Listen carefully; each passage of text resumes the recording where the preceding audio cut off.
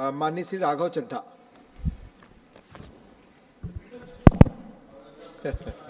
Sir, अपने 115 दिन के सस्पेंशन समाप्त होने पर पहली बार इस सदन में बोलने जा रहा हूं और इस नए संसद भवन में पहली बार बोलने जा रहा हूं, तो आपका संरक्षण चाहूंगा सर। 5 मिनट समय आपका। आप इसे मेडन स्पीच भी मानकर मुझे अधिक समय दे सकते हैं अगर चाहें तो। सर, मैं आम आदमी पार्टी की ओर से द पोस्ट ऑफिस बिल 2023 को अपोज करने के लिए खड़ा हुआ हूं, इसका विरोध करने के लिए खड़ा हूं। सर, ये कानून को अगर बारीकी से पढ़ा जाए तो इसमें दो बड़े खतरनाक प्रावधान हैं, सेक्शन 9 और सेक्शन 10। ये ऐसे खतरनाक प्रावधान हैं जो भारतीय डाक सेवा को, इंडियन पोस्टल सर्विस को इतनी शक्तियां दे देंगे कि वे किसी भी शिपमेंट को, कंसाइनमेंट को, पोस्ट को, चिट्ठी को खोलकर उसे सीज कर सकते हैं, उसे पढ़ सकते हैं, उसे इंटरसेप्ट कर सकते हैं और उसके सब्सिक्वेंटली जो एक्शन उस पर लेना चाहते हैं वो ले सकते हैं। और इसके कोई रूल्स, कोई प्रोसीजर, कोई दायरा, कोई क्राइटेरिया बिल्कुल भी इस पूरे कानून में नहीं लिखा गया है। मैं पहले सेक्शन 9 पढ़ के सुनाना चाहूंगा, फिर विस्तार से अपनी बात रखूंगा। सेक्शन 9 कहता है, the central government may by notification empower any officer to cause any item in course of transmission by the post office to be intercepted, opened और detained in the interest of 1. security of state, 2. friendly relations with foreign states, 3. public order, 4. emergency, and 5. upon the occurrence of any contravention of any provisions of this act or any other law for the time being in force। यानी कि इन 5 scenarios में पूरी शक्ति है Indian postal office को कि वो किसी के भी डाक को या कंसाइनमेंट शिपमेंट को इंटरसेप्ट कर सकती है, डिटेन कर सकती है, खोल सकती है। इसमें 7 बड़ी समस्याएं हैं जो मैं आपके सामने रखना चाहूंगा। पहला है बिग ब्रदर सिंड्रोम, यानी कि हर तरीके से अपने नागरिकों पर सर्वेलेंस रखना, वो क्या कम्युनिकेट कर रहे हैं, क्या बातचीत कर रहे हैं, चिट्ठी पत्र में क्या लिखकर भेज रहे हैं, उस पर सरकार की आंखें रहें, सरकार को मालूम रहे।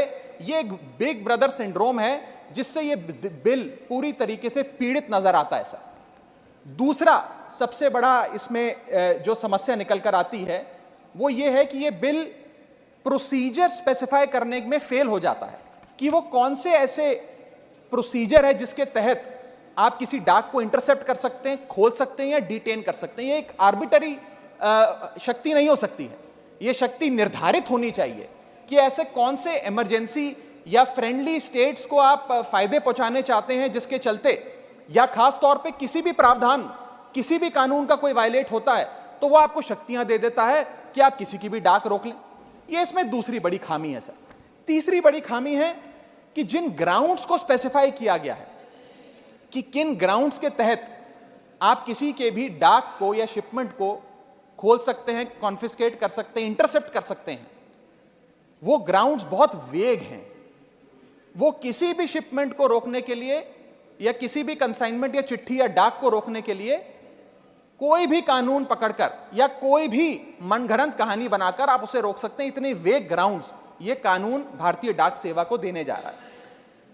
चौथा और सबसे बड़ा खतरा जो इस बिल से है कि जो अफसर इसको इंटरसेप्ट करेगा या कॉन्फिस्केट करेगा, अगर वो अफसर गलत पाया जाता है तो उसके खिलाफ कोई एक्शन नहीं लिया जाएगा, उसे पूरी आजादी है।